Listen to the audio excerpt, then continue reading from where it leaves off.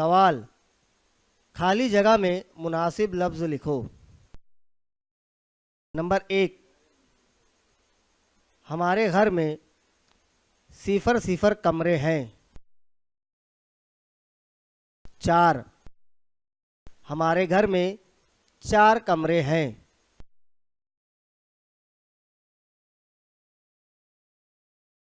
Number 2, दीवारों पर अंदर बाहर से 0 की हुई है।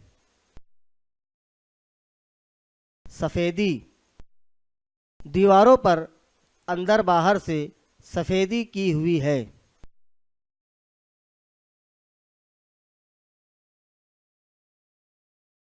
नंबर 3, घर की छत 0 की है। कवेलू, घर की छत कवेलू की है।